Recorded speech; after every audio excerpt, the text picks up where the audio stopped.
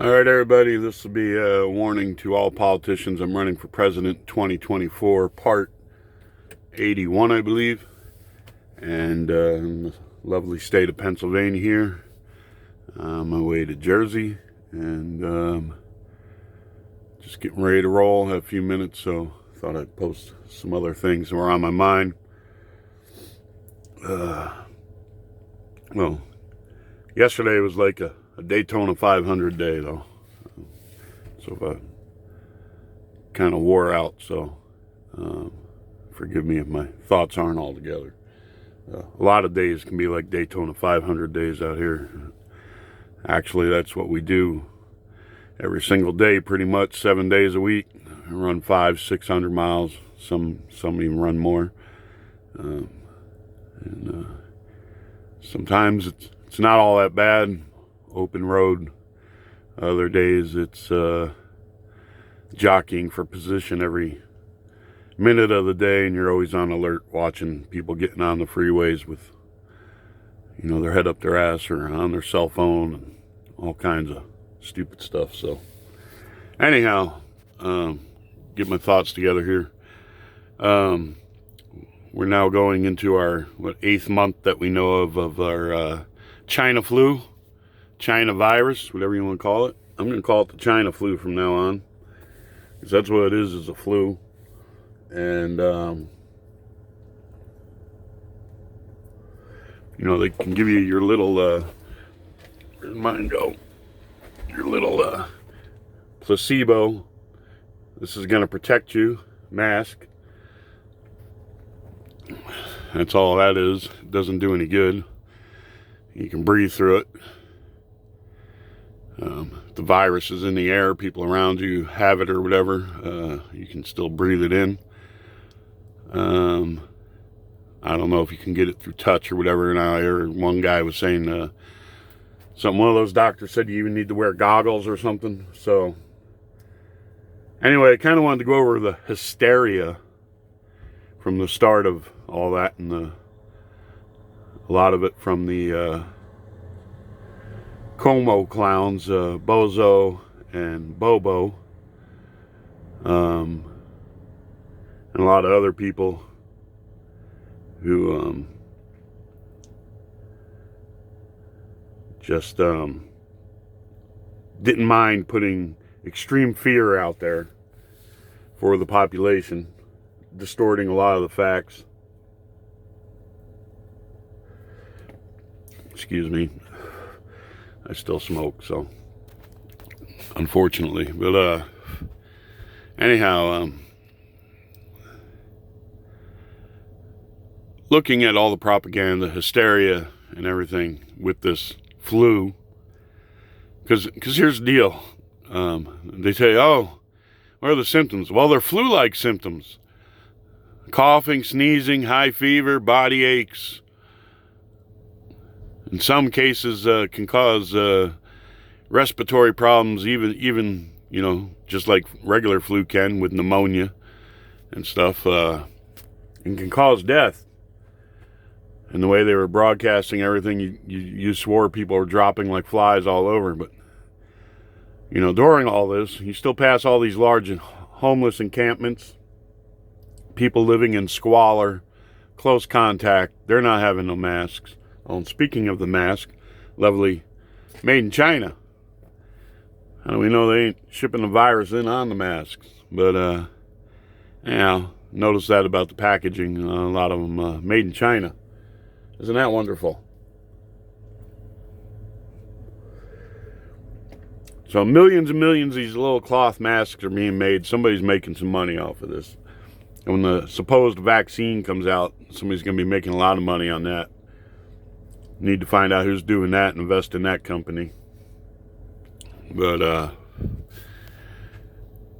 anyhow, a lot of distorted facts, a lot of hysteria, a lot of fear. And I'm not saying you shouldn't take precautions and wash your hands and face and whatever. Unfortunately, you have to wear the mask in a lot of places. Some places you go, they got the sign posted, you walk in without it, and they're on you like white on rice. Other places, they got the signs posted, you walk in and half the people in there aren't wearing it. So I carry mine with me just in case I have to put it on. But it's a placebo at best. And I spoke before about placebos. We're going to talk about how easily our minds and opinions are swayed one way or the other. You know, people, oh, wear your mask. The truth is, it's a placebo. They're telling you to wear the mask to make you think you got some form of protection.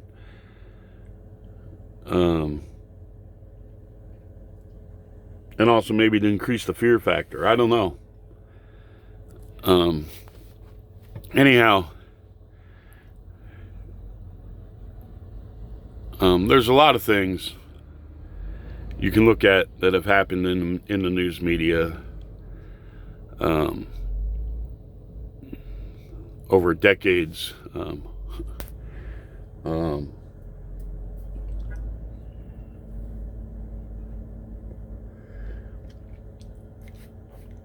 To where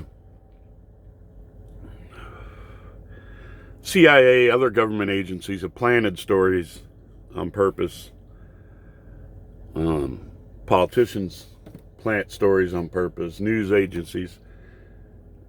News media now, all forms of it,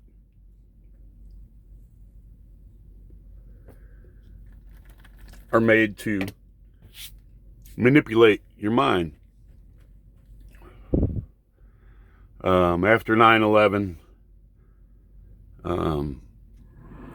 when they would do polls to see how concerned people were about terrorism, etc., usually when the polls showed that people's interest or fear was waning, all of a sudden they'd plaster for a week in the news, this terrorist plot disrupted, this is going to have this, they tried to do this, or there'd be some very sketchy bombings and stuff happen, and we need more legislation, etc., etc. Wag the dog. Then they'd take their polls, and lo and behold, look, people's concerns the percentages were up higher. And you can go back to Roswell in 1947. Immediately a news story's put out. Oh, it's a saucer. Oh, interestingly enough, the field where that supposedly happened is called Corona Fields. At least it was listed as that on the one website I looked at. But and you had flying saucer hysteria back then for a while. And if you go to Orson Welles' broadcast of the War of the Worlds, people actually thought Martians were landing in New Jersey. So they've known for a long time they can manipulate large portions of the population through news media. And I'm sure they have done many, many, many projects studying just what they can do and how they can make people think or dance the way they want them to, just like they have with all these drugs for your mind. It's amazing to me when you watch these pharmaceutical companies advertise, and a lot of the things is, if you have this, this, and this, you may have this. See, ask your doctor for this specific test. See if you have this, and then take our stuff. It's marketing, it's advertising, and it's amazing how many, symptoms you can have that could also be any number of a dozen different diseases, and they got a dozen different drugs for them. But and the side effects are always worse. Many comedians go over that, but among many of them are may cause suicidal thoughts, this and that. And it's amazing to me that a product can be sold in the United States that may cause you deep depression and suicidal thoughts, and they just tell you, well, if you have those, discontinue and see your doctor. So, and if anyone thinks that the intelligence agencies and the militaries of the world don't know what drugs they can give people to make them do certain things, make them schizophrenic or psychotic and all this, you're living in I don't know what world you're living in, because LSD, methamphetamine, all those things have come through military stuff. The Soviets have long done things about mind control, etc. Nazis did. All kinds of people did. So, manipulation of you as a human being is centuries old art. Studied practice, just like war. The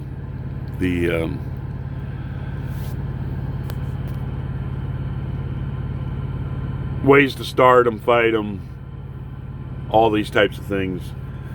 Go back to kingdoms of old. They've always had people specifically trained and educated in all these types of things. And it still goes on. So you look at Roswell, Oswald acted alone, Gulf of Tonkin. Sure, there's some other earlier ones in there you could put in there.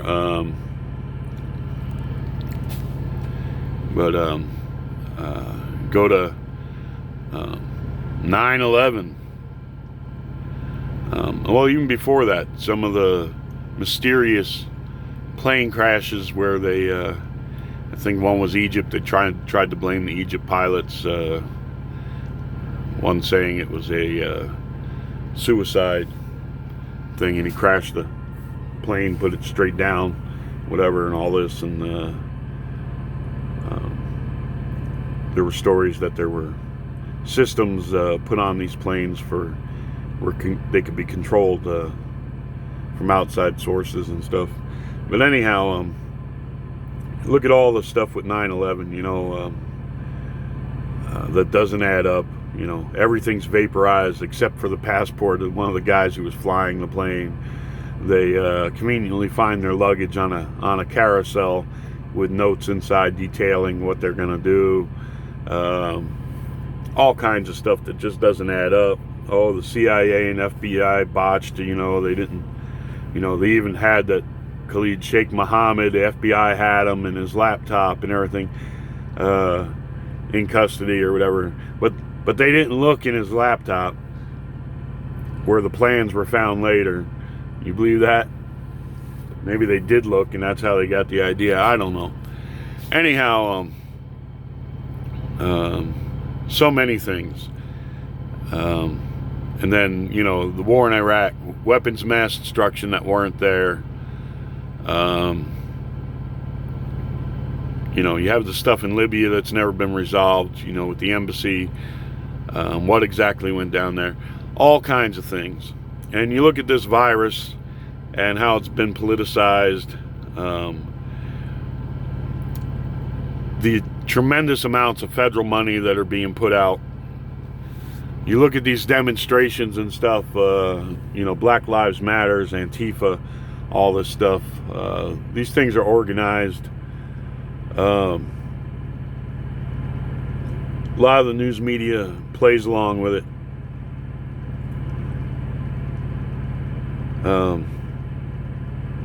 So with this virus, here we are, the 8th month starting of it that we know of.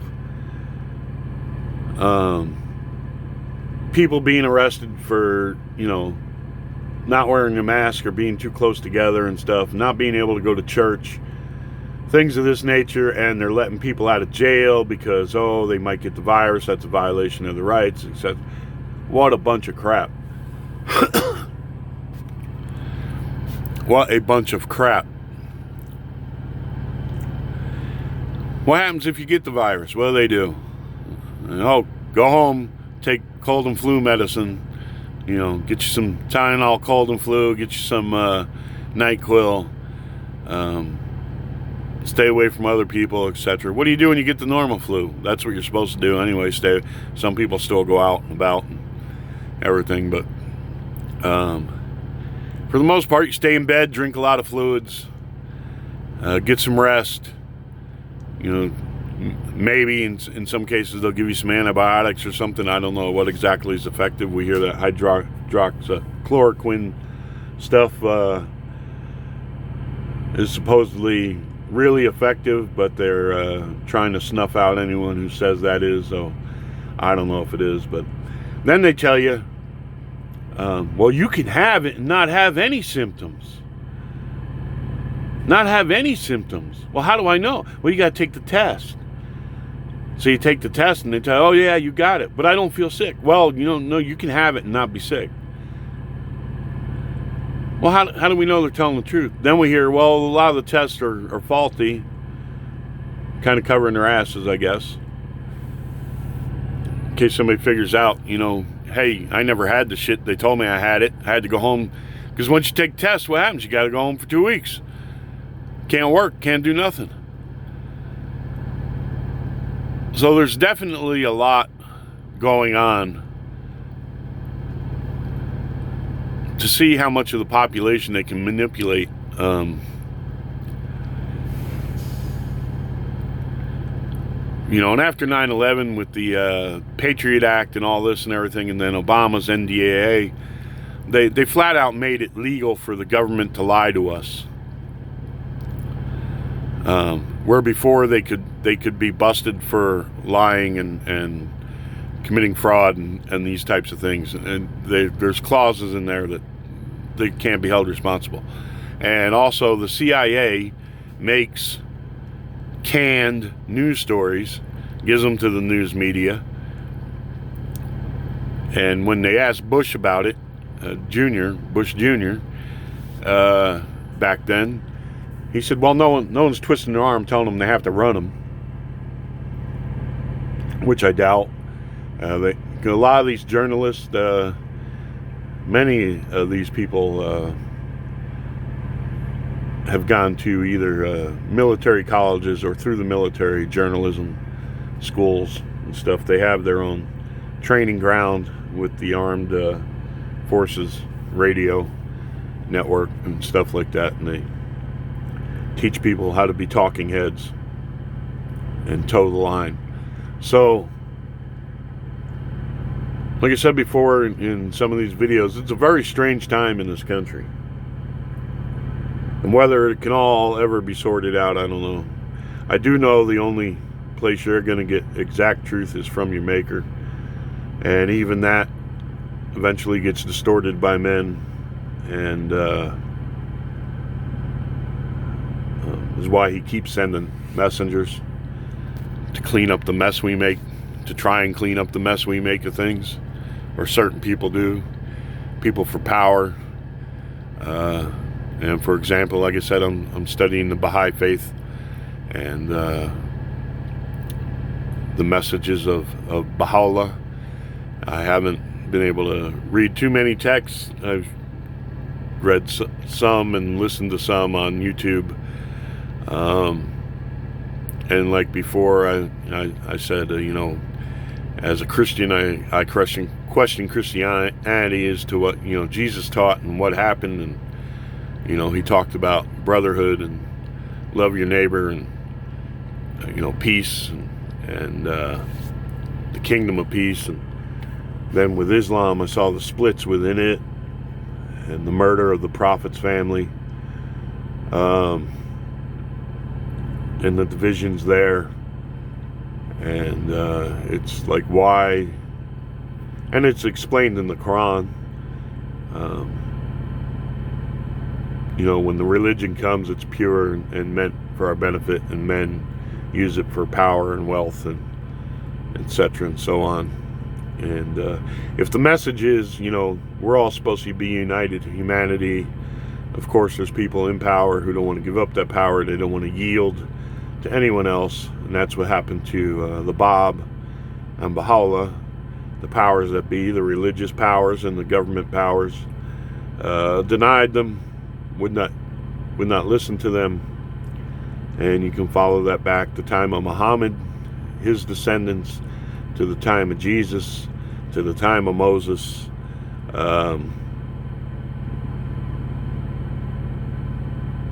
There are people, for whatever reasons, power, wealth, racism, nationalism, who do not want to yield anything at all. They're in fear that they're going to be stripped of everything or what have you, or overruled by other people and this and that. And there are other people who would, in the name of equality, take equality and turn that into as, oh no, now you got to listen to us type thing. Whether you view that through nation's eyes or racial eyes or whatever, it's a fine line. So I think the messages need to be studied closely and put forth in proper manners, and there were people who were doing that. Abdul Baha, and then Shoghi Effendi, and then to my dismay, I learned there was even a split there at the end when Shoghi Effendi passed away. There were those who said they should be leading the faith, and others who said no, now it's the International House of Justice, and etc. And then there's some dispute, but for the most part, the International House of Justice, I believe, is seen as the leadership of the Baha'i faith concerning doctrinal and, I guess, legalistic points. And then there's groups on the outside who are called covenant breakers, I believe. So that's the world we live in, where even messages from God in the ways we should live our lives and the paths we should take, people will dispute and fight who has control over that. So I believe it's an individual's responsibility to live their lives the best they can, honestly, peacefully, and somehow through all this illusion from governments and news media, militaries, spy agencies, all this kind of stuff, religions,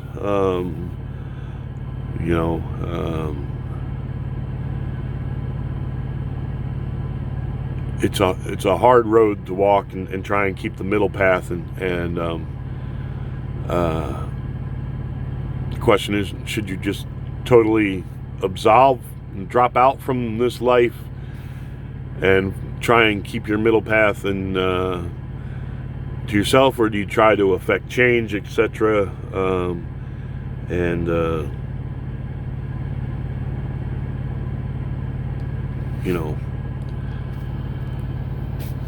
make some sense to try and bring some type of order to things?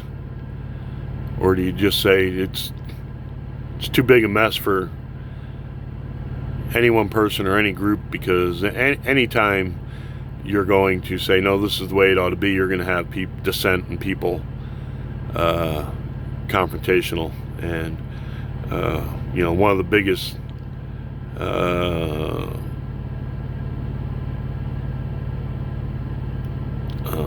points or contention within religion and politics now is the nation of Israel.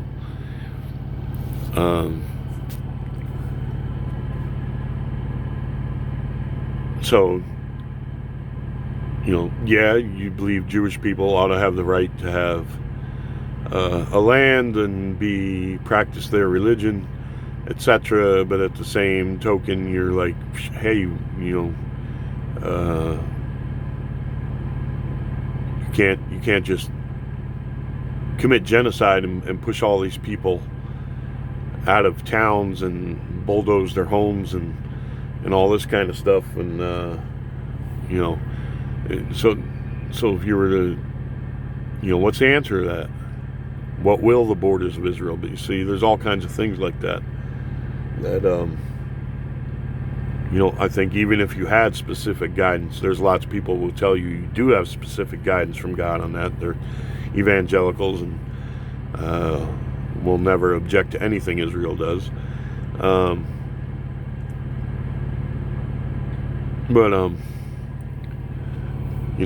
Even if you had clear messages, this is the way it should be and this is the way it should go, you would have people who would not believe or who would dissent, who would object, etc. So it's the world we live in. So do you try and interject and say, hey, this is the way, or do you just leave everybody else to their own and kind of drop out of all the issues and stuff and just be thankful to God and be charitable to the right causes and try and spread the message, or what do you do? Or do you play an active role?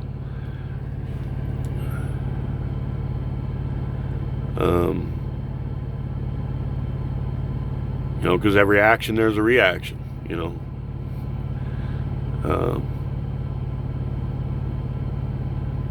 You try and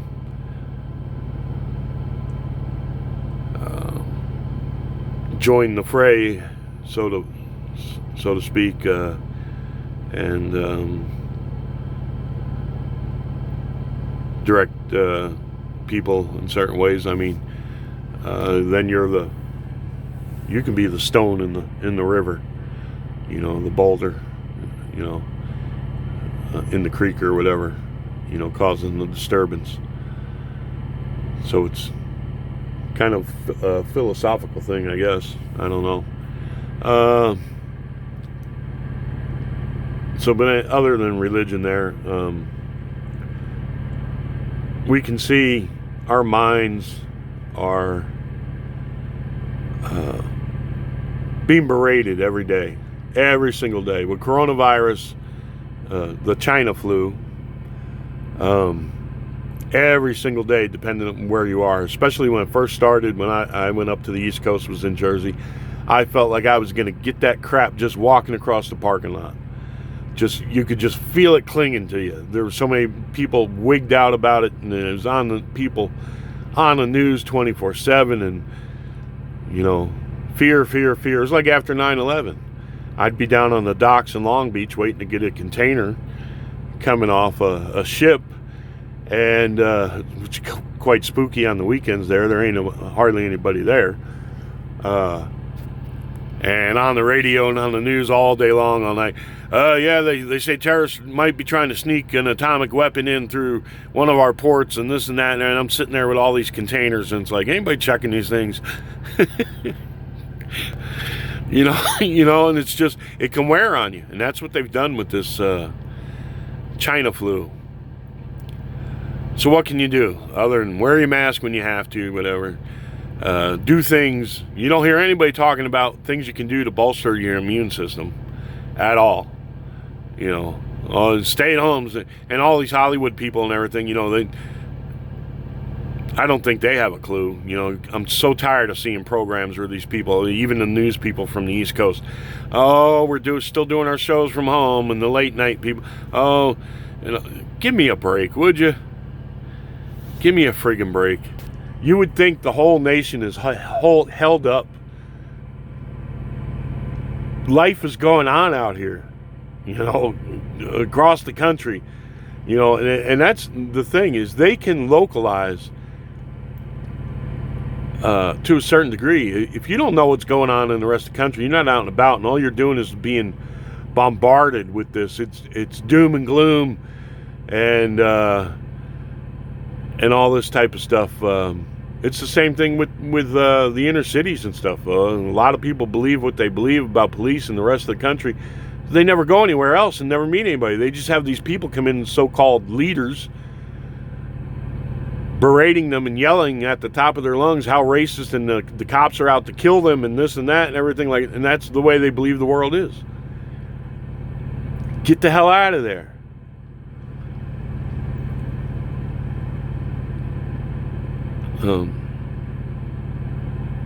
Treat others how you want to be treated. Get out in the rest of the world. You treat other people as decent people no matter what race or color they are, etc.